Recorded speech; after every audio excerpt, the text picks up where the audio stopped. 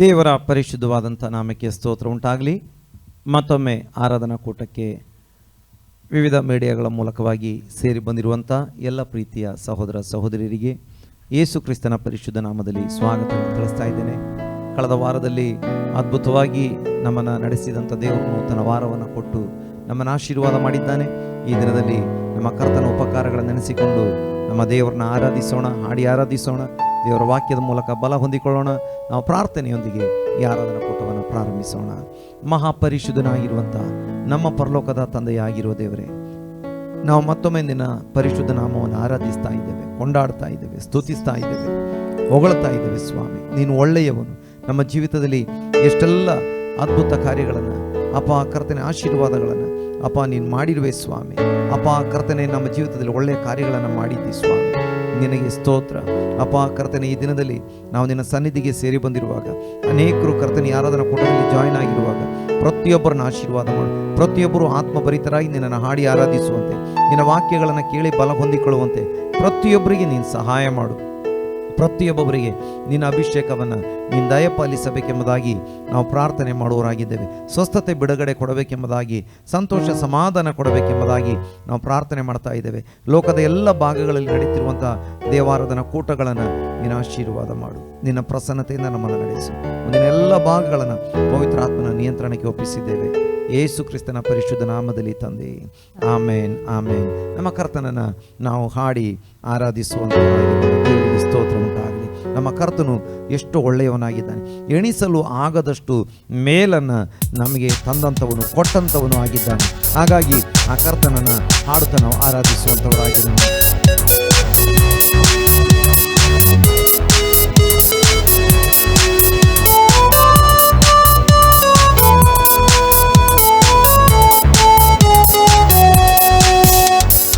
ಎಣಿಸಲು ಆಗದಷ್ಟು ಮೇಲನ್ನು ನೀನು ನನಗಾಗಿ ತಂದವನೇ, ಗ್ರಹಿಸಲು ಆಗದಷ್ಟು ಕೃಪೆಯನ್ನು ಬದುಕಲ್ಲಿ ಇಟ್ಟವನೇ. ಎಣಿಸಲು ಆಗದಷ್ಟು ಮೇಲನ್ನು ನನಗಾಗಿ ತಂದವನೇ, ಗ್ರಹಿಸಲು ಆಗದಷ್ಟು ಕೃಪೆಯನ್ನು ಬದುಕಲ್ಲಿ ಇಟ್ಟವನೇ. ನಿನ್ನ ನನ್ನೆಲ್ಲ ಅಗತ್ಯವನ್ನು ಪೂರೈಸಿ ಪೋಷಿಸಿತು. ನಿನ್ನ ನನ್ನೆಲ್ಲ ಸ್ವಾಸ್ಥ್ಯವನ್ನು ಕಾಪಾಡಿ ರಕ್ಷಿಸಿತು. ಈವರೆಗೂ ಕಾದು ನಡೆಸಿ ಉದ್ಧರಿಸಿದಾತನೇ, ಹೃದಯ ಮುನ್ನ ಸ್ತುತಿಸುತ್ತ ಆರಾಧಿಸುವೆ ಯೇಸುವೆ. ಈವರೆಗೂ ಕಾದು ನಡೆಸಿ ನನ್ನ ಉದ್ಧರಿಸಿದಾತನೇ, ಹೃದಯ ಮುನ್ನ ಸ್ತುತಿಸುತ್ತ ಆರಾಧಿಸುವೆ ಯೇಸುವೆ. ಕುಗ್ಗಿ ಹೋದಾಗೆಲ್ಲ ಹೊಸ ಬಲದಿ ತುಂಬಿಸಿದೆ. ಕಾಲು ಜಾರಿದಾಗೆಲ್ಲ ಸ್ಥಿರವಾಗಿ ನಿಲ್ಲಿಸಿದೆ. ಕುಗ್ಗಿ ಹೋದಾಗೆಲ್ಲ ಹೊಸ ಬಲದಿ ತುಂಬಿಸಿದೆ. ನನ್ನ ಕಾಲು ಜಾರಿದಾಗೆಲ್ಲ ಸ್ಥಿರವಾಗಿ ನಿಲ್ಲಿಸಿದೆ. ನಾ ಕೂಗಿ ಕರೆದಾಗೆಲ್ಲ ನನ್ನ ಮೊರೆಗೆ ಉತ್ತರಿಸಿದೆ. ಮೈರಿಯು ನಾಚುವಂತೆ ನನ್ನ ನಂಬಿಕೆ ಗೆಲ್ಲಿಸಿದೆ. ನಾ ಕೂಗಿ ಕರೆದಾಗೆಲ್ಲ ನನ್ನ ಮೊರೆಗೆ ಉತ್ತರಿಸಿದೆ. ಮೈರಿಯು ನಾಚುವಂತೆ ನನ್ನ ನಂಬಿಕೆ ಗೆಲ್ಲಿಸಿದೆ. ಈವರೆಗೂ ಕಾದು ನಡೆಸಿ ನನ್ನ ಉದ್ಧರಿಸಿದಾತನೇ, ಹೃದಯದಿ ನಿನ್ನ ಸ್ತುತಿಸುತ್ತ ಆರಾಧಿಸುವೆ ಯೇಸುವೆ. ಈವರೆಗೂ ಕಾದು ನಡೆಸಿ ನನ್ನ ಉದ್ಧರಿಸಿದಾತನೇ, ಪೂರ್ಣ ಹೃದಯ ನಿನ್ನ ಸ್ತುತಿಸುತ್ತ ಆರಾಧಿಸುವೆ ಯೇಸುವೆ. ಪಡೆದ ಕಿರೀಟವೆಲ್ಲ ನಿನ್ನ ಕೃಪೆಯ ಕೆತ್ತರೆ, ನಾವೊಂದಿದ ಘನತೆಯಲ್ಲ ನಿನ್ನ ಮಹಿಮೆಯ ಲೇಪನ ನಾ ಪಡೆದ ಕಿರೀಟವೆಲ್ಲ ನಿನ್ನ ಕೃಪೆಯ ಕೆತ್ತನೆ ನಾ ಹೊಂದಿದ ಘನತೆಯಲ್ಲ ನಿನ್ನ ಮಹಿಮೆಯ ಲೇಪನ ನಲ್ಲಿರುವ ಆಶೀರ್ವಾದವು ನಿನ್ನ ಪ್ರೀತಿಯ ಕಾಣಿಕೆ ನಾ ಏರಿದ ಪ್ರತಿ ಸ್ಥಾನವು ನಿನ್ನ ದಯೆಯ ಕೊಡುಗೆ ನಾನಿರುವ ಆಶೀರ್ವಾದವು ನಿನ್ನ ಪ್ರೀತಿಯ ಕಾಣಿಕೆ ನಾ ಏರಿದ ಪ್ರತಿ ಸ್ಥಾನವು ನಿನ್ನ ದಯೆಯ ಕೊಡುಗೆ ಈವರೆಗೂ ಕಾದು ನಡೆಸಿ ನನ್ನ ಉದ್ಧರಿಸಿದಾತನೇ ಪೂರ್ಣ ಹೃದಯದಿ ನಿನ್ನ ಸ್ತುತಿಸುತ್ತ ಆರಾಧಿಸುವೆ ಯೇಸುವೇ ಈವರೆಗೂ ಕಾದು ನಡೆಸಿ ನನ್ನ ಉದ್ಧರಿಸಿದಾತನೇ ಪೂರ್ಣ ಹೃದಯದಿ ನಿನ್ನ ಸ್ತುತಿಸುತ್ತ ಆರಾಧಿಸುವೆ ಯೇಸುವೇ ಸಲುವಾಗವಷ್ಟು ಮೇಲನ್ನು ನೀನು ನನಗಾಗಿ ತಂದವನೇ ಸಲುವಾಗದಷ್ಟು ಕೃಪೆಯನ್ನು ನನ್ನ ಬದುಕಲ್ಲಿ ಇಟ್ಟವನೇ ಸಲುವಾಗದಷ್ಟು ಮೇಲನ್ನು ನೀನು ನನಗಾಗಿ ತಂದವನೇ ಗ್ರಹಿಸಲುವಾಗದಷ್ಟು ಕೃಪೆಯನ್ನು ನನ್ನ ಬದುಕಲ್ಲಿ ಇಟ್ಟವನೇ ನಿಂದವರು ನನ್ನೆಲ್ಲ ಅಗತ್ಯವನ್ನು ಪೂರೈಸಿ ಪೋಷಿಸಿತು ನಿಂದಕ್ಕ ನನ್ನೆಲ್ಲ ಸ್ವಾಸ್ಥ್ಯವನ್ನು ಕಾಪಾಡಿ ರಕ್ಷಿಸಿತು ಈವರೆಗೂ ಕಾದು ನಡೆಸಿ ನನ್ನ ಉದ್ಧರಿಸಿದಾತನೇ ಪೂರ್ಣ ಹೃದಯದಿ ನಿನ್ನ ಸ್ತುತಿಸುತ್ತ ಆರಾಧಿಸುವೆ ಯೇಸುವೇ ಈವರೆಗೂ ಕಾದು ನಡೆಸಿ ನನ್ನ ಉದ್ಧರಿಸಿದಾತನೇ ಪೂರ್ಣ ಹೃದಯದಿ ನಿನ್ನ ಸ್ತುತಿಸುತ್ತ ಆರಾಧಿಸುವೆ ಯೇಸುವೇ ಈವರೆಗೂ ಕಾದು ನಡೆಸಿ ನನ್ನ ಉದ್ಧರಿಸಿದಾತನೇ ಪೂರ್ಣ ಹೃದಯದಿ ನಿನ್ನ ಸ್ತುತಿಸುತ್ತ ಆರಾಧಿಸುವೆ ಯೇಸುವೇ. ಹೌದು, ನಮ್ಮ ಕರ್ತನನ್ನು ಆರಾಧಿಸೋಣ. ನಮ್ಮ ಕರ್ತನು ಇದುವರೆಗೆ ಆಮೇಲೆ ಅದ್ಭುತವಾಗಿ ನಮ್ಮನ್ನು ನಡೆಸಿದ್ದಾನೆ. ಎಣಿಸಲು ಅಸಾಧ್ಯವಾದಂಥ ಉಪಕಾರಗಳನ್ನು ಮಾಡಿದ್ದಾನೆ. ಗ್ರಹಿಸಲು ಅಸಾಧ್ಯವಾದ ಕಾರ್ಯಗಳನ್ನು ನಮ್ಮ ಜೀವಿತದಲ್ಲಿ ಮಾಡಿದ್ದಾನೆ. ನಮ್ಮ ದೇವರು ಒಳ್ಳೆಯವನು, ಆತನನ್ನು ಕೊಂಡಾಡೋಣ. ನಮ್ಮ ಕರ್ತನಿಗೆ ಸಮಾನರು ಯಾರಿದ್ದಾರೆ? ಹೌದು, ಭಕ್ತನು ಹಾಡುತ್ತಿದ್ದಾನೆ, ಕರ್ತನೇ ದೇವರಲ್ಲಿ ನಿನಗೆ ಸಮಾನ ಯಾರು? ಆಕಾಶದಲ್ಲೂ ಭೂಮಿಯಲ್ಲೂ ನಿನಗೆ ಸಮಾನ ಯಾರು ಎಂಬುದಾಗಿ ನಾವು ಕೂಡ ನಮ್ಮ ಕರ್ತನನ್ನು ಹಾಡುತ್ತಾ ಆರಾಧನೆ ಮಾಡುವಂಥವರಾಗಿರೋಣ.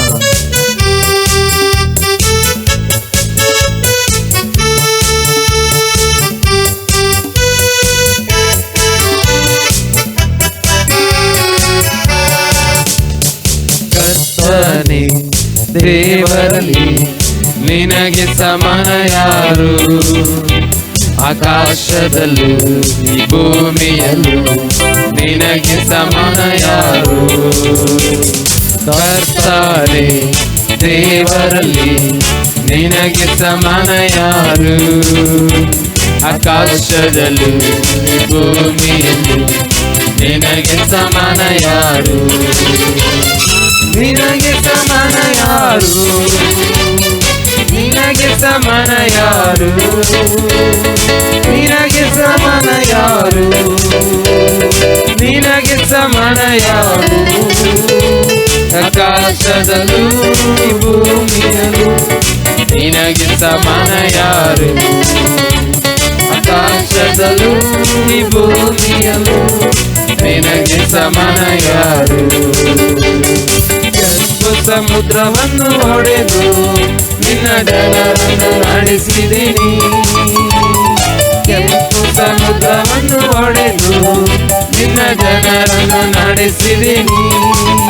ನೀನೇ ಶಕ್ತನು, ಸರ್ವಶಕ್ತನು, ನಿನ್ನ ವಾಕ್ಯವು ಬದಲಾಗದು.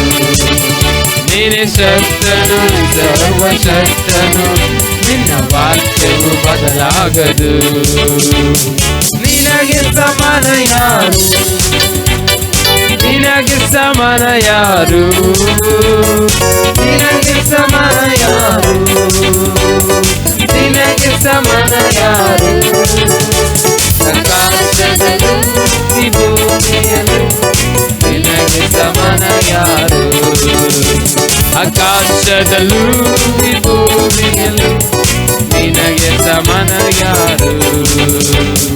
ಕರ್ತನೇ ದೇವರಲ್ಲಿ ನಿನಗೆ ಸಮಾನ ಯಾರು, ಆಕಾಶದಲ್ಲೂ ಈ ಭೂಮಿಯಲ್ಲೂ ನಿನಗೆ ಸಮಾನ ಯಾರು. ಕರ್ತನೇ ದೇವರಲ್ಲಿ ನಿನಗೆ ಸಮಾನ ಯಾರು, ಆಕಾಶದಲ್ಲೂ ಈ ಭೂಮಿಯಲ್ಲೂ ನಿನಗೆ ಸಮಾನ ಯಾರು. ಪರಲೋಕ ಮನ್ನವ ನೀಡಿ ನಿನ್ನ ಜನರನ್ನು ಪೋಷಿಸಿದೆ, ಪರಲೋಕ ಮನ್ನವ ನೀಡಿ ನಿನ್ನ ಜನರನ್ನು ಪೋಷಿಸಿದೆ. ನಿನ್ನಂತೆ ಯಾರಿಗೂ ಎಲ್ಲ ಜನರನ್ನು ಪ್ರೀತಿಸಲು, ನಿನ್ನಂತೆ ಯಾರಿಗೂ ಎಲ್ಲ ಜನರನ್ನು ಪ್ರೀತಿಸಲು. ನಿನಗೆ ಸಮಾನ ಯಾರು, ನಿನಗೆ ಸಮಾನ ಯಾರು, ನಿನಗೆ ಸಮಾನ ಯಾರು, ನಿನಗೆ ಸಮಾನ ಯಾರು. ಆಕಾಶದಲ್ಲೂ ಈ ಭೂಮಿಯಲ್ಲೂ ನಿನಗೆ ಸಮಾನ ಯಾರು, ಆಕಾಶದಲ್ಲೂ ಭೂಮಿಯಲ್ಲೂ ನಿನಗೆ ಸಮಾನ ಯಾರು. ಕರ್ತನೇ ದೇವರಲ್ಲಿ ನಿನಗೆ ಸಮಾನ ಯಾರು, ಆಕಾಶದಲ್ಲೂ ಭೂಮಿಯಲ್ಲೂ ನಿನಗೆ ಸಮಾನ ಯಾರು. ಕರ್ತನೇ ದೇವರಲ್ಲಿ ನಿನಗೆ ಸಮಾನ ಯಾರು, ಆಕಾಶದಲ್ಲೂ ಈ ಭೂಮಿಯಲ್ಲೂ ನಿನಗೆ ಸಮಾನ ಯಾರು. ಬಂಡೆಯನ್ನು ನೀನು ತೀರಿ ನಿನ್ನ ಜನರು ತಾವನಿಗಿದೆ, ಬಂಡೆಯನ್ನು ನೀನು ಸೀರಿ ನಿನ್ನ ಜನರ ತಾವನಿಗಿದೆ. ನಿನ್ನ ನಾಮದ ಅತಿಶಯ ಯಾವಾಗಲೂ ರಕ್ಷಿಸಿದೆ, ನಿನ್ನ ನಾಮದ ಅತಿಶಯ ಯಾವಾಗಲೂ ರಕ್ಷಿಸಿದೆ.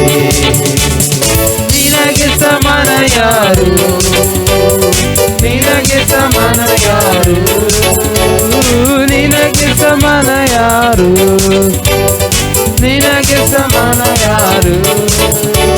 ಆಕಾಶದಲ್ಲೂ ಈ ಭೂಮಿಯಲ್ಲೂ ನಿನಗೆ ಸಮಾನ ಯಾರು, ಆಕಾಶದಲ್ಲೂ ಭೂಮಿಯಲ್ಲೂ ನಿನಗೆ ಸಮಾನ ಯಾರು.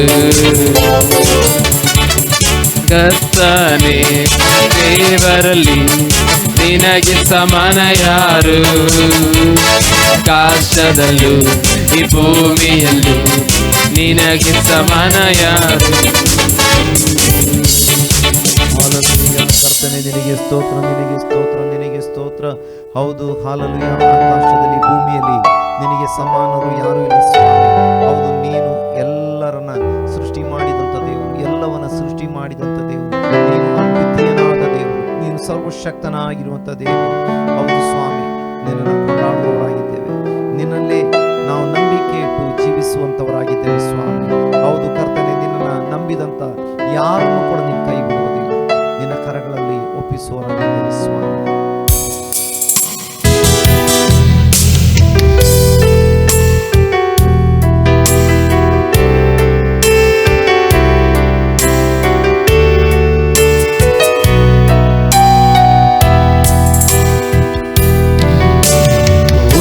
ಉನ್ನತನೇ ನಿನ್ನನ್ನೇ ನಂಬಿ ಜೀವಿಸುವೆ, ಮಹೋನ್ನತನೇ ನಿನ್ನನ್ನೇ ನಂಬಿ ನಾ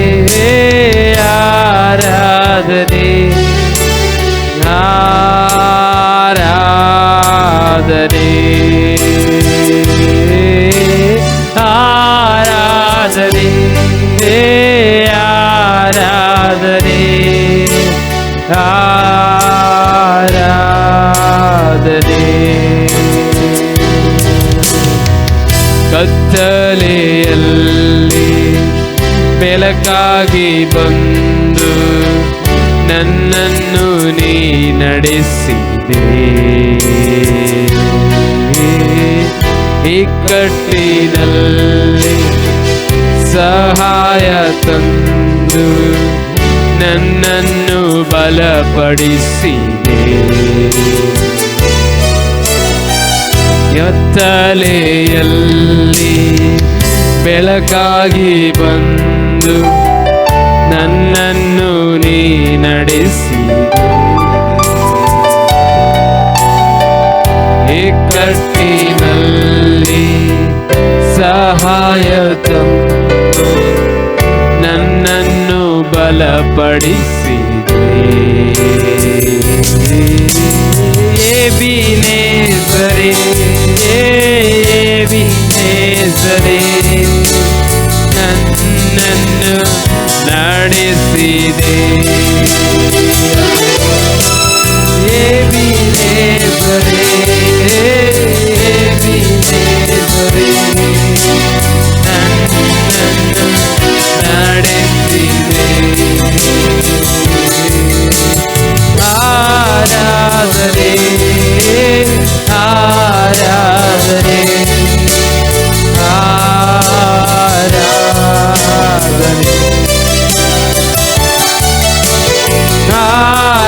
ಆರಾಧನೆ, ಆರಾಧನೆ, ಆರಾಧನೆ. ಕಲ್ವಾರಿಯಲ್ಲಿ ರಕ್ತವ ಚೆಲ್ಲಿ ನನ್ನನ್ನು ರಕ್ಷಿಸಿದೆ. ಪರಿಶುದ್ಧ ಆತ್ಮನ ನನಗೆ ತಂದು ನಿನ್ ಪ್ರೀತಿಯ ಸುರಿಸಿದೆ. ಕಲ್ವಾರಿಯಲ್ಲಿ ರಕ್ತವ ಚೆಲ್ಲಿ ನನ್ನನ್ನು ರಕ್ಷಿಸಿದೆ. ಪರಿಶುದ್ಧ ಆತ್ಮನ ನನಗೆ ತಂದು ನನ್ನಿಂದ ಸುರಿಸಿದೆ. ಎಲ್ರೋಹಿಯೇ, ಎಲ್ರೋಹಿಯೇ, ನನ್ನನ್ನು ಕಂಡಿರುವೆ. ಹಲ್ಲೆಲೂಯಾ, ಎಲ್ರೋಹಿಯೇ, ಎಲ್ರೋಹಿಯೇ, ನನ್ನನ್ನು ಕಂಡಿರುವೆ. ಆರಾಧನೆ, ಓ ಆರಾಧನೆ, ಆರಾಧನೆ,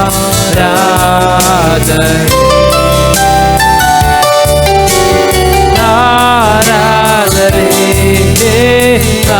ಆರಾಧನೆ, ಆರಾಧನೆ,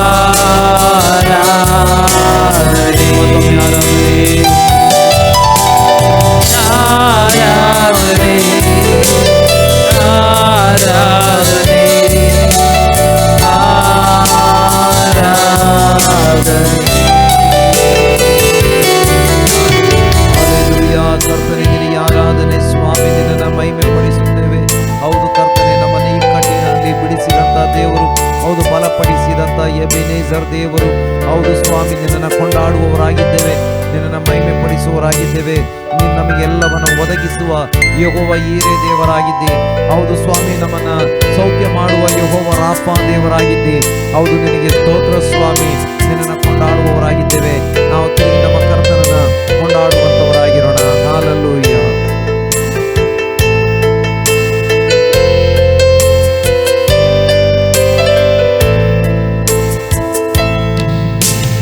ಯೆಹೋವಾ ಈರೆ, ನೀ ನನ್ನ ದೇವರು. ಯೆಹೋವಾ ಈರೆ, ನೀ ನನ್ನ ದೇವರು. ನನ್ನ ಅಗತ್ಯವ ಪೂರೈಸುವೆ, ನನ್ನ ಅಗತ್ಯವ ಪೂರೈಸುವೆ. ಆರಾಧನೆ ಆರಾಧನೆ ಆರಾಧನೆ ಆರಾಧನೆ ಆರಾಧನೆ ಆರಾಧನೆ ಆರಾಧನೆ ಆರಾಧನೆ ನನ್ನ ಅಗತ್ಯವ ಪೂರೈಸುವೆ. ನೀ ಎಲ್ಲವ ಒದಗಿಸುವೆ. ನನ್ನ ಅಗತ್ಯವ ಪೂರೈಸುವೆ. ನೀ ಎಲ್ಲವ ಒದಗಿಸುವೆ. ಯೆಹೋವಾ ರಾಫಾ ನೀ ನನ್ನ ದೇವರು.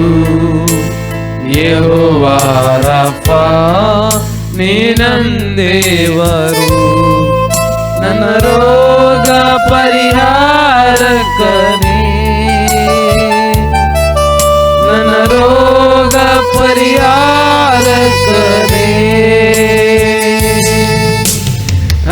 ಆರಾಧನೆ ಆರಾಧನೆ ಆರಾಧನೆ ಆರಾಧನೆ ಓ ಆರಾಧನೆ ಆರಾಧನೆ ಆರಾಧನೆ ಆರಾಧನೆ ನನ್ನ ರೋಗ ಪರಿಹಾರಕನೇ.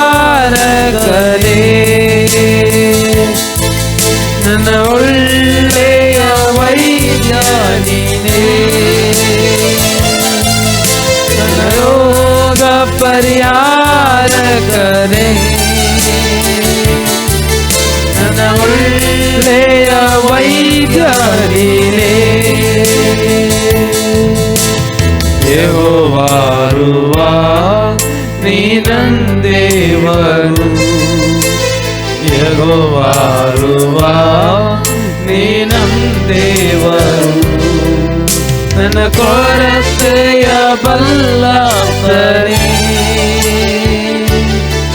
ನನ್ನ ಕೊರತೆಯ ಬಲ್ಲಾತನೇ.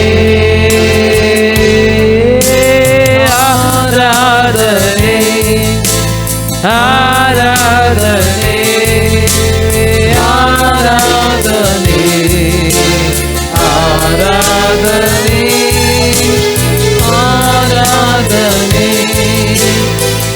ಆರಾಧನೆ ಆರಾಧನೆ ಆರಾಧನೆ ನನ್ನ ಕೊರತೆಯ ಬಲ್ಲಾತನೇ.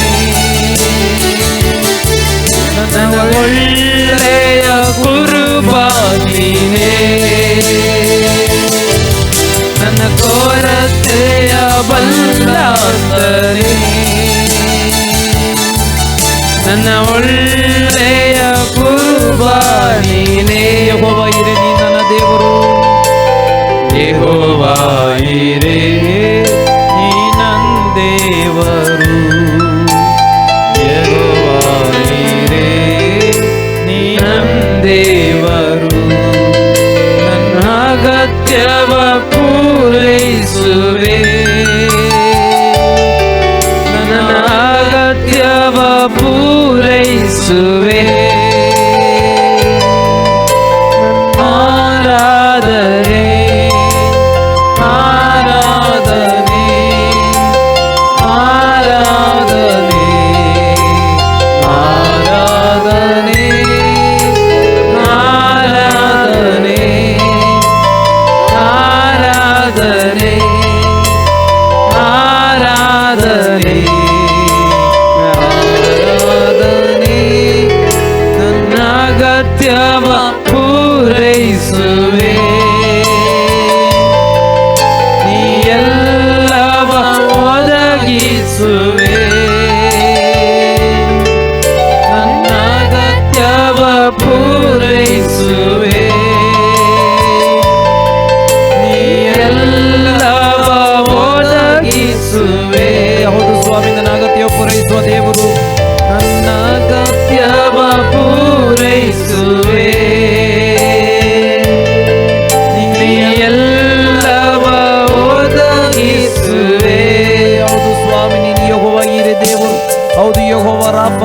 ಆರೋಗ್ಯದಾಯಕನು. ಹೌದು ಸ್ವಾಮಿ, ನೀನು ಹೌದು ಯೆಹೋವ ರೂವಾ ದೇವರು, ನಮ್ಮನ್ನ ಅದ್ಭುತವಾಗಿ ನಡೆಸಿ ಎಲ್ಲ ಕೊರತೆಗಳನ್ನು ನೀಗಿಸುವಂತ ದೇವರು. ನಿನಗೆ ಸ್ತೋತ್ರ ಸ್ವಾಮಿ. ನಿನ್ನ ಕರಗಳಲ್ಲಿ ಒಪ್ಪಿಸುವವರಾಗಿದ್ದೇವೆ. ಹೌದು, ನಾವು ಪ್ರಾರ್ಥನೆ ಮಾಡೋಣ. Praise the Lord. ಹಾಲೆಲೂಯಾ. ಸ್ತೋತ್ರ ಕರ್ತನೆ, ಸ್ತೋತ್ರ ಸ್ವಾಮಿ. ಪ್ರೀತಿ ಸ್ವರೂಪನಾಗಿರುವ ನಮ್ಮ ಪರಲೋಕದ ತಂದೆಯಾದ ದೇವರೇ, ಈ ಸುಂದರವಾದ ಸಮಯಕ್ಕಾಗಿ ನಾವು ನಿಮಗೆ ಸ್ತೋತ್ರಗಳನ್ನು ಸಲ್ಲಿಸುವರಾಗಿದ್ದೇವೆ. ಈ ದಿನದಲ್ಲಿ ಸ್ವಾಮಿ, ನಿಮ್ಮನ್ನು ಆರಾಧಿಸಲು ಕೊಟ್ಟ ಕೃಪೆಗಾಗಿ, ಭಾಗ್ಯಕ್ಕಾಗಿ ಸ್ತೋತ್ರ. ಆರಾಧನೆಯಲ್ಲಿ ನೀವು ಮಹಿಮೆ ಹೊಂದಿದ್ದಕ್ಕಾಗಿ ನಾವು ಸ್ತೋತ್ರಗಳನ್ನು ಸಲ್ಲಿಸುವರಾಗಿದ್ದೇವೆ. ನೀವು ಯೆಹೋವ ಈರೆ ಕರ್ತನೆ, ಹಾಲೆಲೂಯಾ. ನೀನು ಯೆಹೋವ ರೂವಾ ಸ್ವಾಮಿ, ಹಾಲೆಲೂಯಾ. ನಮ್ಮೆಲ್ಲ ಅಗತ್ಯಗಳನ್ನು ಪೂರೈಸುವ ದೇವರು, ನಮ್ಮೊಳ್ಳೆ ಕುರುಬನು ನೀನು ಸ್ವಾಮಿ ಕರ್ತನೆ. ನಿಮಗೆ ಸ್ತೋತ್ರ ಅಪ್ಪ. ಈ ದಿನದಲ್ಲಿ ಆರಾಧನೆಯಲ್ಲಿ ಭಾಗವಹಿಸಿದಂತ ಪ್ರತಿಯೊಂದು ದಿನ ಮಕ್ಕಳನ್ನು ನೀನು ಹೇರಳವಾಗಿ ಆಶೀರ್ವಾದ ಮಾಡು ಸ್ವಾಮಿ. ಎಲ್ಲರ ಕೊರತೆಗಳನ್ನು ನೀಗಿಸು ಯೆಹೋವ ಈರೆಯಾಗಿ, ಯೆಹೋವ ನಿಸಿಯಾಗಿ, ಯೆಹೋವ ರೂವಾ ಆಗಿ ಕರ್ತನೆ. ನಿನ್ನ ಮಕ್ಕಳ ಸಂಗಡ ಇದ್ದುಕೊಂಡವರನ್ನ ಈ ವಾರವೆಲ್ಲ ನಡೆಸಬೇಕೆಂಬುದಾಗಿ ನಾವು ಪ್ರಾರ್ಥಿಸುವರಾಗಿದ್ದೇವೆ ಸ್ವಾಮಿ. ಮುಂದಿನ ಭಾಗವನ್ನು ನಿಮ್ಮ ಕರಗಳಲ್ಲಿ ಒಪ್ಪಿಸಿಕೊಡುತ್ತಾ ಇದ್ದೇವೆ. ವಾಕ್ಯದಿಂದ ನೀನು ಮಾತನಾಡಿ ಎಲ್ಲರನ್ನು ಬಲಪಡಿಸಬೇಕೆಂಬುದಾಗಿ ಪ್ರಾರ್ಥಿಸುತ್ತಾ, ನಮ್ಮ ಪ್ರಾರ್ಥನೆ ಕೇಳಿದಕ್ಕಾಗಿ ಸ್ತೋತ್ರಗಳನ್ನು ಸಲ್ಲಿಸುತ್ತಾ, ಯೇಸು ಕ್ರಿಸ್ತನ ನಾಮದಲ್ಲಿ ಬೇಡುತ್ತೇವೆ ಪರಲೋಕದ ತಂದೆಯೇ, ಆಮೆನ್. ಆಮೆನ್. ದೇವರ ಪರಿಶುದ್ಧವಾದಂಥ ನಾಮಕ್ಕೆ ಸ್ತೋತ್ರ ಉಂಟಾಗಲಿ. ಮತ್ತೊಮ್ಮೆ ಎಲ್ಲ ಪ್ರೀತಿಯ ಸಹೋದರ ಸಹೋದರಿಯರಿಗೆ, ದೇವಜನರಿಗೆ ಆರಾಧನಾ ಕೂಟದಲ್ಲಿ ಸ್ವಾಗತಗಳನ್ನು ತಿಳಿಸ್ತಾ ಇದ್ದೇನೆ.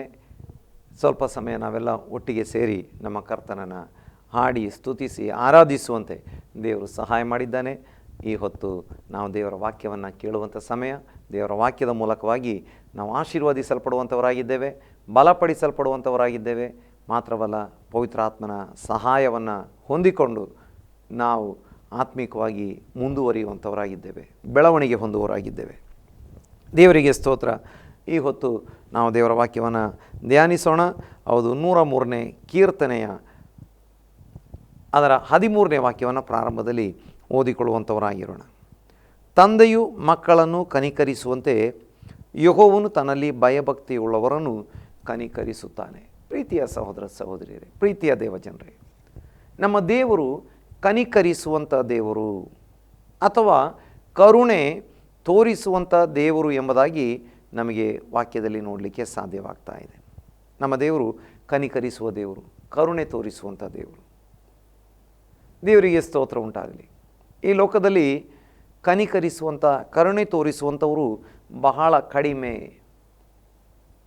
ನೋಡಿ, ಒಂದು ಕನಿಕರಕ್ಕಾಗಿ, ಒಂದು ಕರುಣೆಗಾಗಿ ಆಶಿಸುವಂಥ, ಹಾತೊರೆಯುವಂಥ ಬಹಳ ಜನರನ್ನು ನಾವು ಲೋಕದಲ್ಲಿ ನೋಡಲಿಕ್ಕೆ ಸಾಧ್ಯವಾಗ್ತದೆ. ಕೆಲವರು ನಾನು ಬಹಳ ಸ್ಟ್ರಿಕ್ಟಾಗಿದ್ದೇನೆ ಅಂತ ತೋರಿಸಿಕೊಳ್ಳುವುದಕ್ಕಾಗಿ ಕೆಲವರು ರೂಲ್ಸನ್ನು ನಾನು ಫಾಲೋ ಮಾಡ್ತಾ ಇದ್ದೇನೆ ಅಂತ ತೋರಿಸುವುದಕ್ಕಾಗಿ, ಇನ್ನು ಕೆಲವರು ಹೆಸರುವಾಸಿಯಾಗುವುದಕ್ಕಾಗಿ ಬಹಳ ಸ್ಟ್ರಿಕ್ಟಾಗಿ ವರ್ತಿಸುವವರಾಗಿರ್ತಾರೆ. ಹೊರಗಿನಿಂದ, ಒಳಗಿನಿಂದ ಅನೇಕ ಅವ್ಯವಹಾರಗಳನ್ನು ಮಾಡುವಂಥವರಾಗಿರ್ತಾರೆ. ನೋಡಿ, ಅಲ್ಲಿ ಯೇಸು ಸ್ವಾಮಿ ಈ ಭೂಮಿಯಲ್ಲಿ ಸೇವೆ ಮಾಡಿದಂಥ ಸಮಯದಲ್ಲಿ ಅನೇಕ ಪರಿಸಾಯರು, ಸದ್ದುಕಾಯರು ಅಂತ ಹೇಳಿಕೊಳ್ಳುವಂಥ ಪಂಗಡಗಳವರು, ಅವರೆಲ್ಲ ಕಪಟ ಭಕ್ತಿ ಮತ್ತು ಬಹಳ ಸ್ಟ್ರಿಕ್ಟನ್ನು ತೋರಿಸುವಂಥ, ಬಹಳ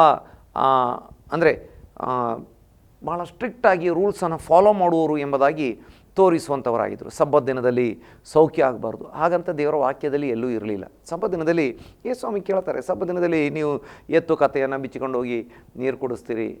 ನಿಮ್ಮವರು ಯಾರಾದರೂ ಬಾವಿಯಲ್ಲಿ ಬಿದ್ದರೆ, ಸಬ್ಬತ್ ದಿನದಲ್ಲಿ ಬಾವಿಯಲ್ಲಿ ಬಿದ್ದರೆ ಎತ್ತುವುದಿಲ್ವಾ? ಎತ್ತುತ್ತೀರಿ. ಹಾಗಾದ್ರೆ ಅದೆಲ್ಲ ಕೆಲಸ ಅಲ್ವಾ? ಹಾಗಾದರೆ ಒಬ್ಬ ರೋಗದಲ್ಲಿ ಇದ್ದವನಿಗೆ ಸೌಖ್ಯ ಆಗಲಿ ಅಂತ ಪ್ರಾರ್ಥನೆ ಮಾಡಿದರೆ ತಪ್ಪ? ಸಬ್ಬತ್ ದಿನದಲ್ಲಿ ಹೇಗೂ ಪ್ರಾರ್ಥನೆಯೇ ಮಾಡಲಾಗ್ತಾ ಇತ್ತು. ಸಬ್ಬತ್ ದಿನದಲ್ಲಿ ಮಾಡುವಂಥದ್ದು ಏನು? ಸಬ್ಬತ್ ದಿನದಲ್ಲಿ ಸಭಾಮಂದಿರಕ್ಕೆ ಹೋಗಿ ಅಥವಾ ಆರಾಧನಾಲಯಕ್ಕೆ ಹೋಗಿ ದೇವರನ್ನ ಆರಾಧಿಸಲಾಗ್ತಾಯಿತ್ತು, ಪ್ರಾರ್ಥನೆ ಮಾಡಲಾಗ್ತಾಯಿತ್ತು. ಅದರಲ್ಲಿ ಒಬ್ಬನಿಗೆ ಸೌಖ್ಯವಾಗಲಿ ಅಂತ ಹೇಳಿದ ಕೂಡಲೇ ಕೆಲಸ ಆಗ್ತದ? ಅವರು ಅದನ್ನು ಕೆಟ್ಟ ರೀತಿ ವ್ಯಾಖ್ಯಾನ. ಒಬ್ಬನು ತಪ್ಪು ಮಾಡಿದರೆ ಅವನಿಗೆ ತಿದ್ದಿಕೊಳ್ಳಲಿಕ್ಕೆ ಅವಕಾಶವನ್ನು ದೇವರೇ ಕೊಡುವಾಗ ಆ ದೇವರ ವಾಕ್ಯದ ನಿಯಮದ ಹೆಸರಲ್ಲಿ ಭಾಳ ಕಠಿಣವಾಗಿ ವರ್ತಿಸುವಂಥ ಜನರನ್ನು ನಾವು ನೋಡ್ತಾ ಇದ್ದೇವೆ. ಬೈಬಲ್ ಗ್ರಂಥದ ಪ್ರಾರಂಭದಿಂದ ಕೊನೆಯವರೆಗೆ ಆ ರೀತಿ ಇರುವಂಥ ಅನೇಕ ವ್ಯಕ್ತಿತ್ವಗಳನ್ನು ನೋಡ್ತೇವೆ.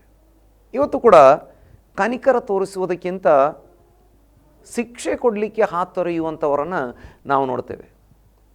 ನೋಡಿ, ಯೇಸುಸ್ವಾಮಿಯನ್ನು ಶಿಲುಬೆಗೆ ಹಾಕಿಸು ಅಂತ ಕೂಗ್ತಾ ಇದ್ದಾರೆ. ಹಳೆ ಒಡಂಬಡಿಕೆಯಲ್ಲಿ ವಾಕ್ಯ ಇದೆ, ಯಾರ ಒಂದು ಮರಣ ಶಿಕ್ಷೆಗೆ ಹಠ ಮಾಡಬಾರ್ದು, ಒಬ್ಬನಿಗೆ ಮರಣವಾಗಬೇಕು ಅಂತ ಹಠ ಮಾಡಬಾರ್ದು.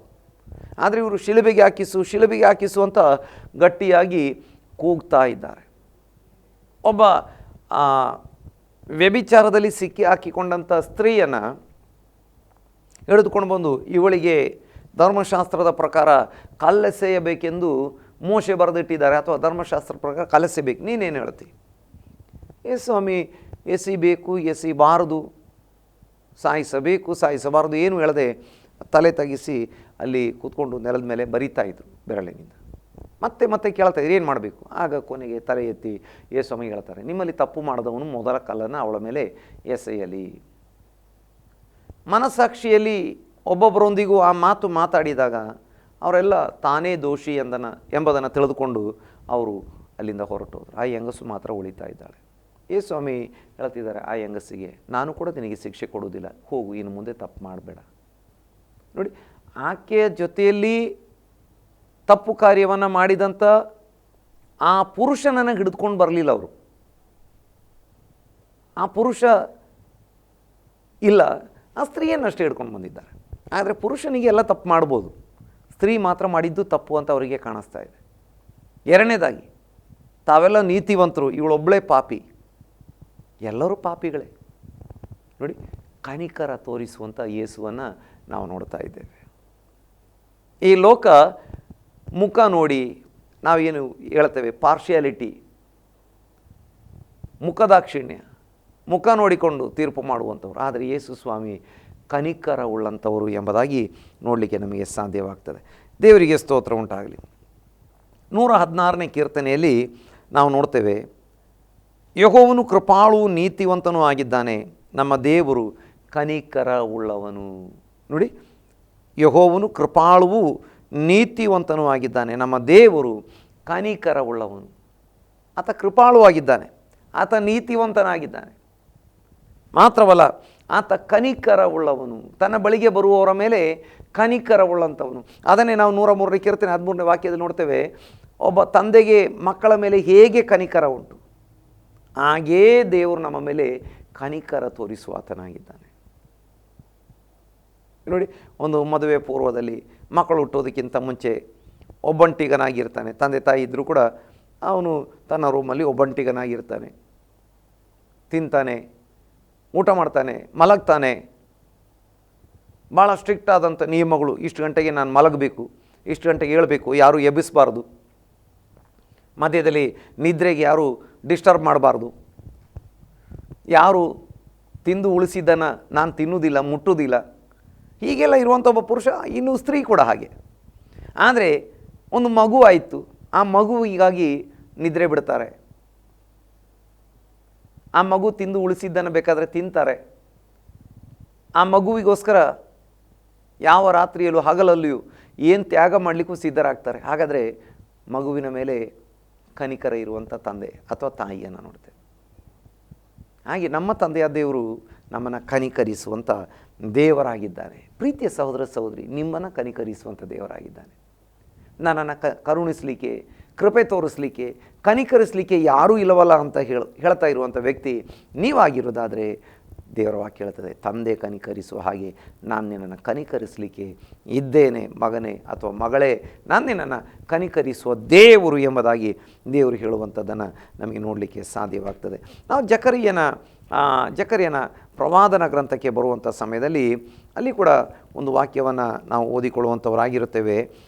11ನೇ ಅಧ್ಯಾಯ ಅದರ 7ನೇ ವಾಕ್ಯ, ಆಗ ನಾನು ದೀನಾವಸ್ಥೆಯಲ್ಲಿದ್ದ ಆ ಕೊಯ್ಗುರಿಗಳ ಮಂದೆಯನ್ನು ಮೇಯಿಸಿದನು. 2 ಕೋಲುಗಳನ್ನು ತೆಗೆದುಕೊಂಡು ಒಂದಕ್ಕೆ ಕನಿಕರವೆಂತಲೂ ಇನ್ನೊಂದಕ್ಕೆ ಒಗ್ಗಟ್ಟೆಂತಲೂ ಹೆಸರಿಟ್ಟು ಅವುಗಳಿಂದ ಮಂದೆಯನ್ನು ಮೇಯಿಸಿದನು. ದೇವರಿಗೆ ಸ್ತೋತ್ರ ಉಂಟಾಗಲಿ. ಇಲ್ಲಿ ನಮ್ಮ ಯೇಸು ಸ್ವಾಮಿ ಯಾವ ರೀತಿಯಾಗಿ ತನ್ನ ಮಂದೆ, ತನ್ನ ಜನರನ್ನು ಮೇಯಿಸ್ತಾರೆ ಎಂಬಂಥದ್ದನ್ನು ಇಲ್ಲಿ ವಾಕ್ಯದಲ್ಲಿ ನೋಡಲಿಕ್ಕೆ ಸಾಧ್ಯವಾಗ್ತದೆ. ದೀನಾವಸ್ಥೆಯಲ್ಲಿದ್ದ ಕೊಯ್ಗುರಿಗಳ ಮಂದೆಯನ್ನು ನೋಡಿ. ನಾವು ನೋಡ್ತೇವೆ ಈ ಕಾಲದಲ್ಲಿ ಎಷ್ಟೆಲ್ಲ ಕುರಿಗಳನ್ನು, ಆಡುಗಳನ್ನು ಪ್ರತಿದಿನ ಕೊಯ್ದು ಮಾಂಸವನ್ನು ಊಟಕ್ಕೆ ಬಳಸುವಂಥದ್ದನ್ನು. ಎಲ್ಲರ ಮನೆಯಲ್ಲೇನು ಕುರಿಗಳನ್ನು ಕೊಯ್ಯುವುದಿಲ್ಲ. ಕುರಿ ಮಾಂಸವನ್ನು ತರಲಿಕ್ಕೆ ಕುರಿ ಮಾಂಸ ಮಾರುವಂಥ ಅಂಗಡಿಗೆ ಹೋಗಿ ಆ ಮಾಂಸವನ್ನು ಕೊಂಡ್ಕೊಂಡು ಬರ್ತಾರೆ. ಈಗ ಆ ಕುರಿ ಮಾಂಸ ಮಾರಾಟ ಮಾಡುವಂಥ ಅಂಗಡಿಯವನು ಅವನು ಪ್ರತಿದಿನ ಹೋಗಿ ಒಂದೊಂದು ಕುರಿ ಕೊಂಡ್ಕೊಂಡು ಬರಲ್ಲ. ಅವನು ಹಿಂಡುಗಳನ್ನು ಕೊಂಡುಕೊಂಡು ಬರ್ತಾನೆ. 5, 6, 8, 10, 20, 50 ಮತ್ತು ಎಲ್ಲ ಆ 8, 10, 20, 50 ಕುರಿಯನ್ನು ಒಂದೇ ದಿನ ಕೊಯ್ಯೋದಿಲ್ಲ. ಒಂದಿನ 2, 3 ಅವನಿಗೆ ಕಸ್ಟಮರ್ ಎಷ್ಟು ಇರ್ತಾರೆ ಅದರ ಪ್ರಕಾರ 2, 3, 4, 5 ಏನಾದರೂ ಕೊಯ್ಬೋದು. ಆದರೆ ಅವನಿಗೆ ಹಿಂಡಲ್ಲಿ ಪ್ರತಿದಿನ ಬೇಕು. ಹಾಗಾಗಿ ಅವನಿಗೆ 50, 100 ಕುರಿಗಳು ಇರ್ತವೆ. ಅದನ್ನು ಅವನು ಮೇಯಿಸ್ತಾ ಇರ್ತಾನೆ. ಎಲ್ಲೋ ಅಪರೂಪದಲ್ಲಿ ಯಾರೋ ಕುರಿ ಮಾಂಸವನ್ನು ಮಾರುವಂಥವ್ರು 1, 2 ಕುರಿಯನ್ನು ದಿನಾಲು ತಂದು ಕಡಿಯೋರು ಕೂಡ ಇರ್ಬೋದು. ಆದರೆ ಭಾಳ ಜನ ಹೀಗೆ ಮಾಡ್ತಾರೆ. ಹಿಂಡು ಇರ್ತದೆ ಅವರ ಕೈಯಲ್ಲಿ, ಅದನ್ನು ಯಾರೋ ಮೇಯಿಸ್ತಾ ಇರ್ತಾರೆ. ಆ ಪಾಪ ಕುರಿಗಳಿಗೆ ನನ್ನನ್ನು ಕೊಯ್ಲಿಕ್ಕಾಗಿ ಇವರು ಕೊಂಡುಕೊಂಡು ಬಂದಿದ್ದಾರೆ, ನನ್ನನ್ನು ನಾಳೆ ಕೊಯ್ತಾರೆ, ನನ್ನನ್ನು ನಾಡಿದ್ದು ಕೊಯ್ತಾರೆ. ಆ ಕುರಿಗಳಿಗೆ ಗೊತ್ತಿರುವುದಿಲ್ಲ. ಅದನ್ನು ಮೇಯಿಸುವಂಥವನು ಎಲ್ಲ ಕಡೆ ಹೋಗಿ ಹಸಿರು ಹುಲ್ಲು ಗೆಲ್ಲು ಅಥವಾ ಏನು ಒಳ್ಳೊಳ್ಳೆ ಕುರಿ ತಿನ್ನುವಂಥ ಮರದ ಗೆಲ್ಲುಗಳನ್ನೆಲ್ಲ ಕಡಿದು ಅದಕ್ಕೆ ಕೊಟ್ಟು ಅಥವಾ ಹುಲ್ಲನ್ನು ಮೇಯಿಸಿ ಏನೆಲ್ಲ ನೀರು ಕುಡಿಸಿ ಆ ಕುರಿಗೆ ತುಂಬ ಖುಷಿಯಾಗಿರುತ್ತದೆ. ನಾನು ಕೊಯ್ಗುರಿ ಅನ್ನುವಂಥದ್ದು ಅದಕ್ಕೆ ಗೊತ್ತಿರೋದಿಲ್ಲ. ನೋಡಿ, ಭಾಳಷ್ಟು ಜನ ಸೈತಾನನ ಕೈಯಲ್ಲಿ ಕೊಯ್ಗುರಿಯ ಹಾಗೆ ಇರುವಂಥವರಾಗಿದ್ದಾರೆ. ಆದರೆ ನಮ್ಮ ದೇವರು ಅದನ್ನು ಪ್ರೀತಿಯಿಂದ ಮೇಯಿಸುವಾತನಾಗಿದ್ದಾನೆ, ಸೈತನ ಕೈಯಿಂದ ಬಿಡಿಸುವಾತನಾಗಿದೆ. ಇನ್ನೂ ಅನೇಕ ವಿಷಯಗಳನ್ನು ಬೇಕಾದರೆ ನಮಗೆ ಧ್ಯಾನಿಸಲಿಕ್ಕೆ ಆಗ್ತದೆ. ಆದರೆ ನಮ್ಮ ಮುಂದಿನ ಪಾಯಿಂಟಿಗೆ ಹೋಗಬೇಕಾಗಿದೆ. ಹಾಗಾಗಿ ಆ ವಾಕ್ಯವನ್ನು ಮುಂದುವರಿಸ್ತೇನೆ. ಬೇಗ ಅಲ್ಲಿ ಕೊಯ್ಗುರುಗಳ ಮಂದೆಯನ್ನು ಮೇಯಿಸಿದನು, 2 ಕೋಲುಗಳನ್ನು ತೆಗೆದುಕೊಂಡು ಒಂದಕ್ಕೆ ಕನಿಕರ. ನೋಡಿ, ದೇವರು ತನ್ನ ಕುರಿಗಳನ್ನು ಅಥವಾ ತನ್ನ ಜನರನ್ನು ನಡೆಸುವಂಥದ್ದು ಹೇಗೆ? ಕನಿಕರ. 2 ಒಗ್ಗಟ್ಟಿನಿಂದ ನಡೆಸುವಾತನಾಗಿದ್ದಾನೆ. ಒಗ್ಗಟ್ಟಿನಿಂದ ನಡೆಸುವಾತನಾಗಿದ್ದಾನೆ. ನೋಡಿ, ನಮ್ಮನ್ನು ಕನಿಕರದಿಂದ ನಡೆಸ್ತಾನೆ. ಈ ಲೋಕದ ಕುರುಬರುಗಳೇ ತಮ್ಮ ಕುರಿಗಳನ್ನು ಕನಿಕರದಿಂದ, ಅದಕ್ಕೆ ಜೋರಾಗಿ ಹೊಡೆಯೋದಿಲ್ಲ. ಕುರುಬನ ಕೈಯಲ್ಲಿ ಕೋಲು ಇರ್ತದೆ, ದೊಣ್ಣೆ ಇರ್ತದೆ. ವಾಕ್ಯದಲ್ಲಿ ಉಂಟು 23ನೇ ಕೀರ್ತನೆ. ಯಾಕಂದರೆ ದೊಣ್ಣೆ ಶತ್ರುಗಳಿಂದ ಕಾಪಾಡಲಿಕ್ಕೆ, ಕೋಲು ಕುರಿಗಳನ್ನು ದಾರಿ ನಡೆಸಲಿಕ್ಕಾಗಿಯೂ ಮತ್ತು ಆ ಗಿಡದ ಗೆಲ್ಲುಗಳನ್ನು ಬಾಗಿಸಿ ಕೊಡುವುದಕ್ಕಾಗಿಯೆಲ್ಲ ಆ ಕೋಲನ್ನು ಉಪಯೋಗಿಸ್ತಾರೆ. ಆದರೆ ಆ ಕೋಲನ್ನು ಆ ದೊಣ್ಣೆಯನ್ನು ತಗೊಂಡು ಆ ಕುರಿಗಳಿಗೆ ಹೊಡೆಯುವುದಿಲ್ಲ. ಹೊಡೆದ್ರೆ ಕುರಿ ಬೇಗ ಸತ್ತೋಗ್ಬಿಡ್ತದೆ. ನೋಡಿ, ಈ ಲೋಕದ ಕುರುಬರೇ ಕನಿಕರವುಳ್ಳವರಾಗಿರುವಾಗ ಅಥವಾ ಕುರಿಯನ್ನು ಕೊಯ್ಯುವ ದಿನದವರೆಗಾದರೂ ಅದು ಬದುಕಬೇಕು ಅನ್ನುವಂಥ ಕರುಣೆ ಆ ಕುರುಬನಿಗೆ ಇರುವುದಾದರೆ, ನಮ್ಮ ಒಳ್ಳೆ ಕುರುಬನು ಯೇಸುಸ್ವಾಮಿ ಒಳ್ಳೆ ಕುರುಬನು, ದೇವರು ಒಳ್ಳೆ ಕುರುಬನು. ಆತ ನಮ್ಮನ್ನು ಎಷ್ಟು ಕನಿಕರದಿಂದ ದಾರಿ ನಡೆಸುವಾತನಾಗಿದ್ದಾನೆ. ಯಾಕೋಬ ಒಂದು ಸಲ ಹೇಳ್ತಾನೆ, ಈದಿರುವ ಆಡುಗಳು ಕುರಿಗಳು ನನ್ನ ಬಳಿ ಇದೆ, ಹಾಗಾಗಿ ನನ್ನ ಮಕ್ಕಳು ಮತ್ತು ಈ ಆಡು ಕುರಿಗಳ ನಡಿಗೆ ಅದಕ್ಕೆ ತಕ್ಕ ಹಾಗೆ ನಾನು ನಿಧಾನವಾಗಿ ಬರ್ತೇನೆ ಅಂತ.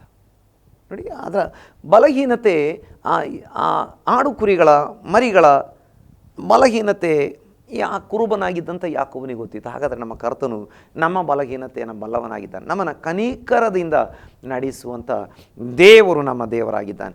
ದೇವರ ಪರಿಶುದ್ಧವಾದಂಥ ನಾಮಕ್ಕೆ ಸ್ತೋತ್ರ ಉಂಟಾಗಲಿ.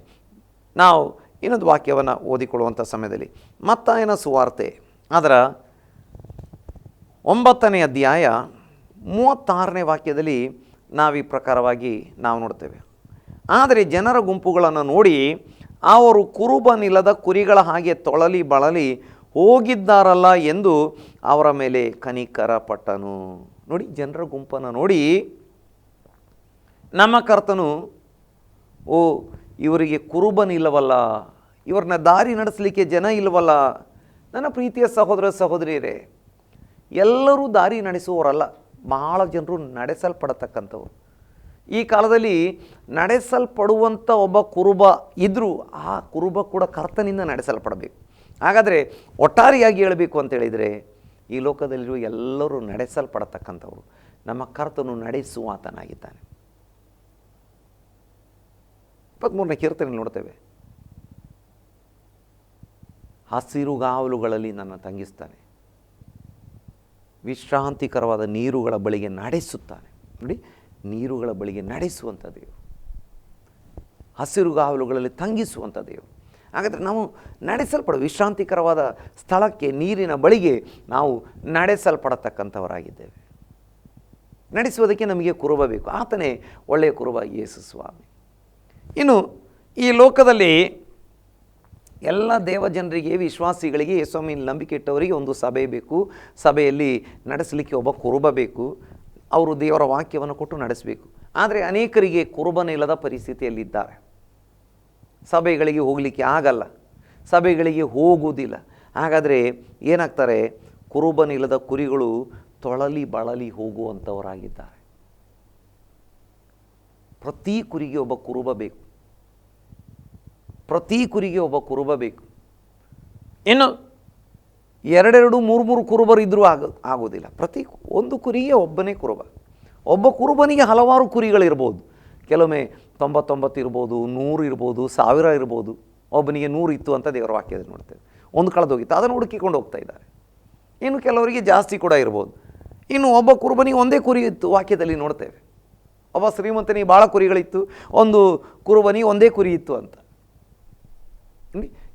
ಇನ್ನು ಕೆಲವರಿಗೆ 5,000, 6,000 ಕುರಿಗಳಿತ್ತು, ಹಾಗೂ ಕೂಡ ವಾಕ್ಯದಲ್ಲಿ ನೋಡ್ತೇವೆ. ಆದರೆ ಕುರಿಗೆ ಮಾತ್ರ ಹಲವಾರು ಕುರುಬ ಇರಬಾರ್ದು. ಪ್ರತಿ ಕುರಿಗೆ ಒಬ್ಬನೇ ಕುರುಬ ಇರಬೇಕು. ಪ್ರತಿ ಒಬ್ಬ ದೇವ ಜನರಿಗೆ ಅಥವಾ ವಿಶ್ವಾಸಿಗೆ ಒಂದು ಸಭೆ ಇರಬೇಕು. ಒಬ್ಬ ದೇವರ ಸೇವಕರು ಅವರನ್ನು ನಡೆಸಲಿಕ್ಕೆ ಇರಬೇಕು. ಅವರಿಗೆ ಅಧೀನರಾಗಿ ಇರಬೇಕು. ದೇವರು ಅದ್ಭುತವಾಗಿ ನಡೆಸ್ತಾನೆ. ಇಲ್ಲಿ ನಾವು ನೋಡ್ತೇವೆ, ಕುರುಬನಿಲ್ಲದ ಕುರಿಗಳ ಹಾಗೆ ಇದ್ದಾರಲ್ಲ, ನಿಜವಾದ ಕುರುಬ ಯೇಸು ಸ್ವಾಮಿ. ರಕ್ಷಣೆ ಹೊಂದದಂಥ ಅಥವಾ ಕರ್ತನನ್ನು ಕುರುಬನಾಗಿ ಸ್ವೀಕಾರ ಮಾಡದಂಥ, ನಾನು ಕರ್ತನಿಗೆ ಕುರಿ ಎಂಬುದಾಗಿ ಒಪ್ಪಿಸಿಕೊಡದಂಥ ಅನೇಕರನ್ನ ನೋಡಿ ಯೇಸು ಸ್ವಾಮಿ ದುಃಖ ಪಡುವವರಾಗಿದ್ದಾರೆ.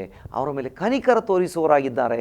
ಹೌದು, ಇವತ್ತು ಕನಿಕರ ತೋರಿಸುವಂಥ ಕರ್ತನ ಕೈಗೆ ಒಪ್ಪಿಸಿಕೊಡುವುದಾದರೆ, ಯೇಸು ಸ್ವಾಮಿ ನೀನು ಒಳ್ಳೆಯ ಕುರುಬನಪ್ಪ, ನಾನು ನಿನ್ನ ಕುರಿಯಾಗಿದ್ದೇನೆ, ಕುರಿಗಳಿಗೋಸ್ಕರ ಪ್ರಾಣ ಕೊಟ್ಟಂಥ ಕುರುಬ ನೀನು, ಒಪ್ಪಿಸಿಕೊಡ್ತೇನೆ ಎಂಬುದಾಗಿ ಒಪ್ಪಿಸಿಕೊಡುವುದಾದರೆ ಆತ ಕನಿಕರಿಸಿ ಅದ್ಭುತವಾಗಿ ನಮ್ಮನ್ನು ನಡೆಸುವಂಥ ದೇವರಾಗಿದ್ದಾನೆ. ಕನಿಕರದಿಂದ ನಡೆಸ್ತಾನೆ, ಒಗ್ಗಟ್ಟಿನಿಂದ ನಡೆಸ್ತಾನೆ, ಅದ್ಭುತವಾಗಿ ನಡೆಸ್ತಾನೆ. ತಂದೆ ಕನಿಕರಿಸುವಾಗಿ ಕನಿಕರಿಸಿ ನಡೆಸುವಂಥ ದೇವರು ನಮ್ಮ ದೇವರಾಗಿದ್ದಾನೆ. ದೇವರ ಪರಿಶುದ್ಧವಾದಂಥ ನಾಮಕ್ಕೆ ಸ್ತೋತ್ರಗಳನ್ನು ಅರ್ಪಿಸ್ತಾ ಇದ್ದೇನೆ. ಇದೇ ಮತ್ತಾಯನ ಸುವಾರ್ತೆ 14ನೇ ಅಧ್ಯಾಯ ಅದರ 14ನೇ ವಾಕ್ಯದಲ್ಲಿ ನಾವು ಈ ಪ್ರಕಾರವಾಗಿ ನೋಡುವಂಥವರಾಗಿದ್ದೇವೆ. ಆತನು ಹೊರಗೆ ಬಂದು ಬಹು ಜನರ ಗುಂಪನ್ನು ಕಂಡು ಕನಿಕರಪಟ್ಟು ಅವರಲ್ಲಿದ್ದ ರೋಗಿಗಳನ್ನು ಸ್ವಸ್ಥ ಮಾಡಿದನು. ನೋಡಿ, ಯೇಸು ಸ್ವಾಮಿ ಇದ್ದ ಕಡೆಗಳಲ್ಲಿ ನೂರಾರು ಜನ, ಸಾವಿರಾರು ಜನ ಸೇರ್ತಾ ಇದ್ದಾರೆ. ಇವತ್ತು ನೋಡಿ ಎಷ್ಟೆಲ್ಲ ವಿರೋಧ ಮಾಡುವಂಥವರಿದ್ದಾರೆ. ಯೇಸು ಸ್ವಾಮಿಯ ಬಗ್ಗೆ ಮಾತಾಡಬಾರದು, ಯೇಸು ಸ್ವಾಮಿಯ ಬಗ್ಗೆ ವಾಕ್ಯಗಳನ್ನು ಹೇಳಬಾರದು. ಎಷ್ಟು ವಿರೋಧ ಮಾಡಿದರೂ ಕೂಡ ಯೇಸುವನ್ನು ಹಿಂಬಾಲಿಸೋರು ಹಿಂಬಾಲಿಸ್ತಾನೆ ಇರ್ತಾರೆ, ಹೊಸಬರು ಹಿಂಬಾಲಿಸ್ತಾನೆ ಇರ್ತಾರೆ, ಹೊಸಬರು ನಂಬ್ತಾನೆ ಇರ್ತಾರೆ. ಎಷ್ಟು ವಿರೋಧ ಮಾಡಿದರೂ ಕೂಡ, ವಿರೋಧಗಳು ಎಷ್ಟಿದ್ರೂ ಕೂಡ, ಎಷ್ಟು ಕಠಿಣವಾದ ಕಾಯ್ದೆ ಬರಲಿ, ಏನು ಬರಲಿ, ಏನೇ ಆಗಲಿ, ಸುವಾರ್ತೆ ಪ್ರಚಾರ ಆಗ್ತಾನೆ ಇರ್ತದೆ. ಯೇಸುವಿನ ಕಡೆಗೆ ಜನ ಬರ್ತಾನೆ ಇರ್ತಾರೆ. ಇದು ಲೋಕದ ಎಲ್ಲ ಕಡೆ ನಡೆಯುವಂಥದ್ದು. ಯಾವುದೇ ಒಂದು ದೇಶಕ್ಕೆ, ಯಾವುದೇ ಒಂದು ಬಣ್ಣಕ್ಕೆ, ಒಂದು ವಂಶಕ್ಕೆ, ಒಂದು ಭಾಷೆಯ ಜನರಿಗೆ ಇರುವಂಥ ಸೀಮಿತವಾಗಿರುವಂಥ ವಿಷಯ ಅಲ್ಲ. ಇದು ಎಲ್ಲ ಕಡೆ ಹಾಗೆ. ಯಾಕಂದರೆ ಕನಿಕರಿಸಲಿಕ್ಕೆ ಯೇಸು ಒಬ್ಬರೇ ಇದ್ದಾರೆ.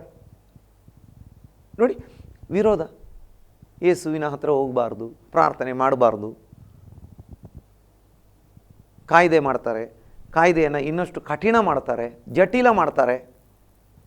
ಏನು ಮಾಡಿದರೂ ಕೂಡ, ಯಾವೆಲ್ಲ ಕಾಯ್ದೆಗಳು ಮಾಡಿದರೂ ಕೂಡ ಸುವಾರ್ತೆ ಸಾರುವವರನ್ನು ಜೈಲಿಗೆ ಹಾಕ್ತಾರೆ. ಕೆಲವು ಕಡೆ ಜೈಲಿಗೆ ಹಾಕೋದಷ್ಟೇ ಅಲ್ಲ, ಅವ್ರಿಗೆ ಮರಣ ಶಿಕ್ಷೆ ಕೊಡ್ತಾರೆ. ಹಾಗಂತ ಸುವಾರ್ತೆ ಬಂದಾಗ್ತಾ ಉಂಟ. ಯೇಸು ಸ್ವಾಮಿಯ ಕಡೆಗೆ ಹೋಗುವ ಜನರ ಸಂಖ್ಯೆ ಕಡಿಮೆ ಆಗ್ತಾ ಉಂಟು, ಜಾಸ್ತಿನೇ ಆಗ್ತಾ ಉಂಟು. ಯಾಕಂದರೆ ಕನಿಕರ ಬರುವಂಥದ್ದು ಅವರ ಕಡೆಯಿಂದನೇ. ಯಾರು ಕನಿಕರಿಸ್ತಾರೆ ಅಲ್ಲಿಗೆ ಜನ ಹೋಗ್ತಾರೆ, ಯಾರು ಕರುಣೆ ತೋರಿಸ್ತಾರೆ ಅಲ್ಲಿಗೆ ಜನ ಹೋಗ್ತಾರೆ. ಈಗ ನೋಡಿ, ಯೇಸು ಸ್ವಾಮಿ ಹೊರಗೆ ಬಂದು ಬಹು ಜನರ ಗುಂಪನ್ನು ಕಂಡು ಕನಿಕರಪಟ್ಟು. ನೋಡಿ, ಅವರ ಮಾತು ಬರೀ ಕನಿಕರದಲ್ಲಿ ಉಳಿಯುವುದಿಲ್ಲ.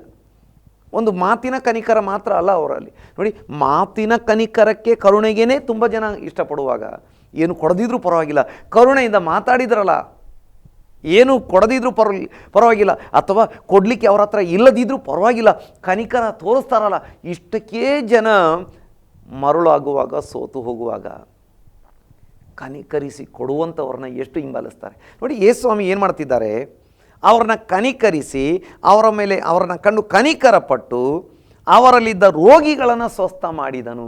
ಹಾಗಾದರೆ ಪ್ರೀತಿಯ ಸಹೋದರ ಸಹೋದರಿಯರೇ, ಪ್ರೀತಿಯ ದೇವಜನರೇ, ಯೇಸು ಸ್ವಾಮಿ ಕನಿಕರ ತೋರಿಸಿ ಬಾಯಿ ಮಾತಿನಿಂದ ಕಳಿಸಿಬಿಡದೆ ಸ್ವಸ್ಥತೆ ಕೊಡುವ ಆತನಾಗಿದ್ದಾನೆ. ರೋಗಿಗಳಿಗೆ ಸ್ವಸ್ಥತೆ ಕೊಟ್ಟನು.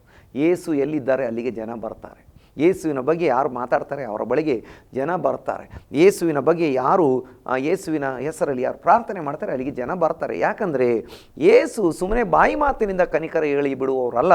ಬಾಯಿ ಮಾತಿನಿಂದ ಹೇಳುವವರ ಬಳಿಗೇ ಜನ ಬರುವುದಾದರೆ ಯೇಸ್ವಾಮಿ ಬರೇ ಬಾಯಿ ಮಾತಿನಿಂದ ಮಾತ್ರ ಹೇಳಿ ಬಿಡುವವರಲ್ಲ, ಅವರು ಸ್ವಸ್ಥತೆ ಕೊಡುವವರಾಗಿದ್ದಾರೆ, ಅವರು ಸೌಖ್ಯ ಕೊಡುವವರಾಗಿದ್ದಾರೆ, ಅವರು ಬಿಡುಗಡೆ ಕೊಡುವವರಾಗಿದ್ದಾರೆ.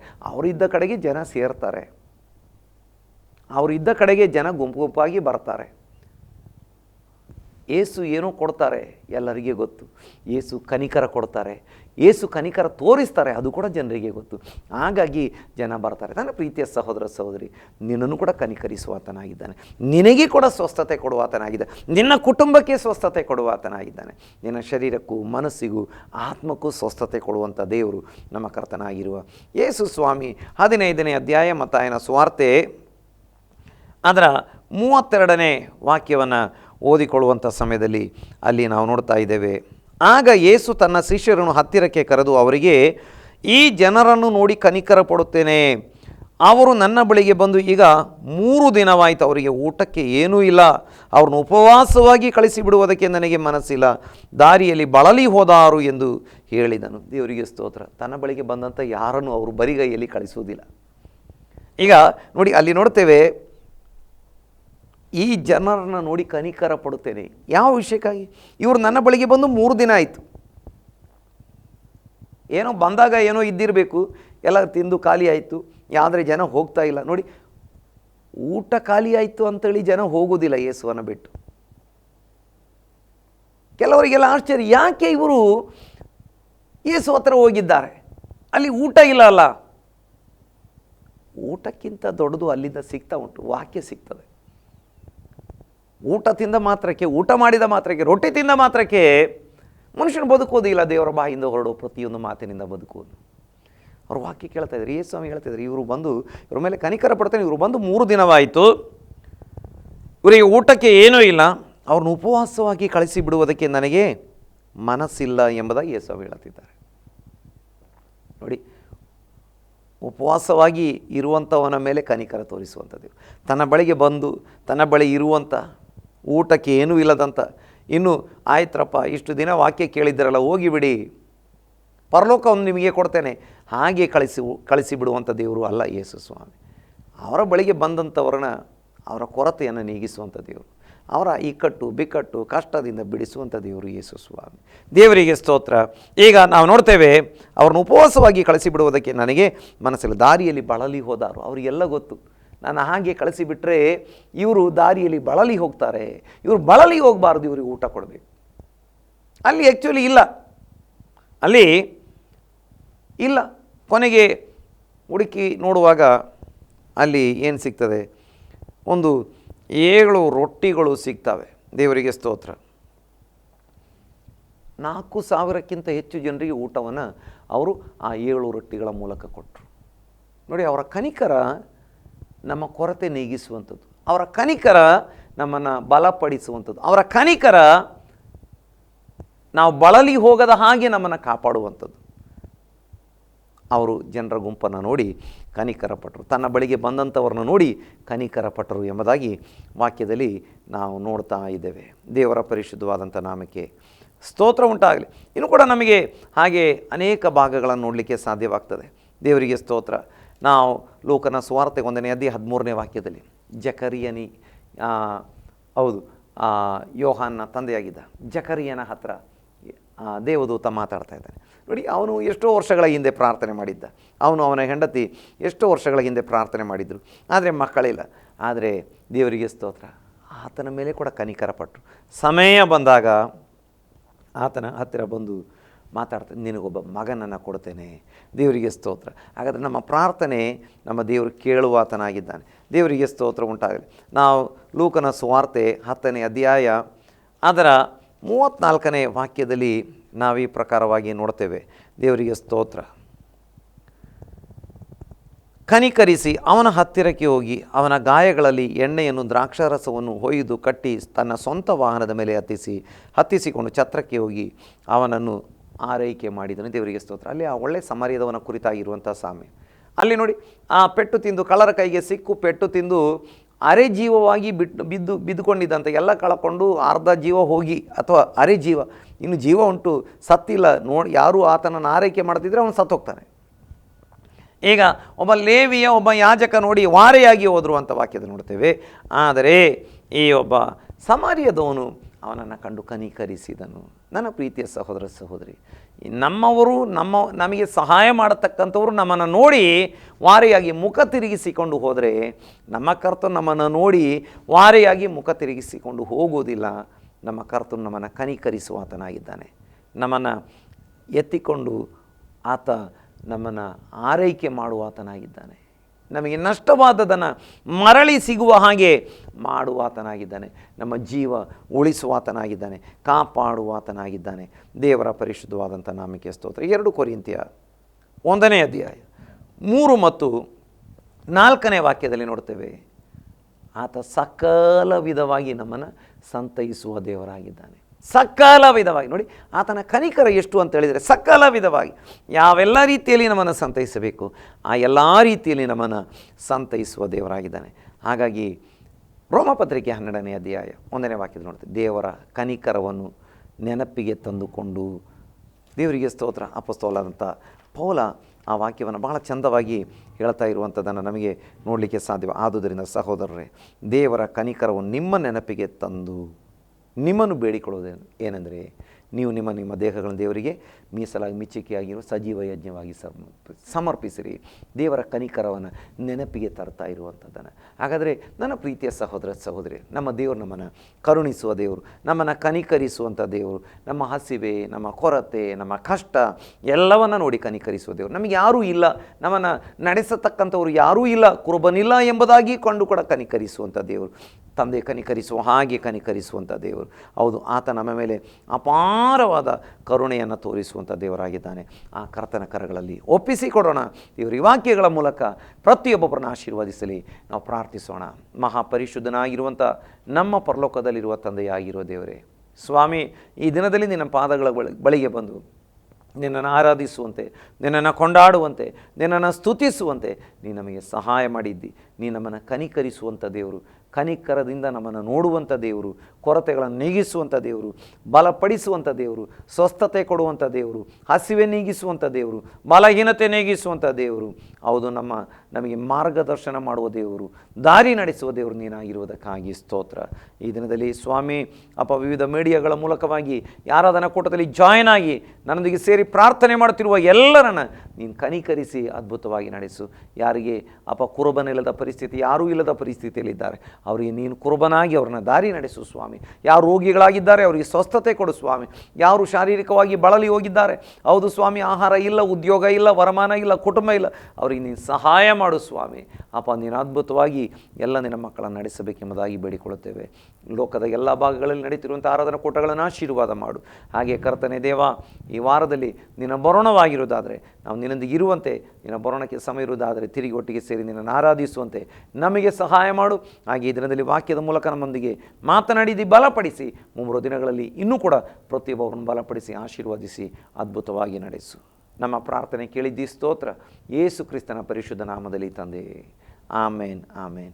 ನಾವಂತ್ಯ ಆಶೀರ್ವಾದ ಹೊಂದಿಕೊಳ್ಳೋಣ. ನಮ್ಮ ತಂದೆಯಾಗಿರೋ ದೇವರ ಪ್ರೀತಿಯು, ಕರ್ತನಾಗಿರೋ ಯೇಸು ಕ್ರಿಸ್ತನ ಕೃಪೆಯು, ಪವಿತ್ರಾತ್ಮನ ಅನ್ಯೋನ್ಯತೆಯು ಸೇರಿ ಬಂದಿರೋ ಪ್ರತಿಯೊಬ್ಬರೊಂದಿಗೆ ಆನ್ಲೈನ್ ಮೂಲಕ, ವಿವಿಧ ಮೀಡಿಯಾಗಳ ಮೂಲಕ ಆರಾಧನಾ ಕೂಟದಲ್ಲಿ ಜಾಯ್ನ್ ಆಗಿರುವ ಎಲ್ಲರೊಂದಿಗೆ, ವಿಶೇಷವಾಗಿ ಕೇಳಲ್ಪಟ್ಟ ವಾಕ್ಯಗಳೊಂದಿಗೆ, ಲೋಕದಲ್ಲಿರುವ ಎಲ್ಲ ದೇವಜನರೊಂದಿಗೆ ಯೇಸು ಕ್ರಿಸ್ತನ ಮರಳಿ ಬರೋಣದ ತನಕ ಯಾವಾಗಲೂ ಇರಲಿ. ಆಮೇನ್, ಆಮೇನ್.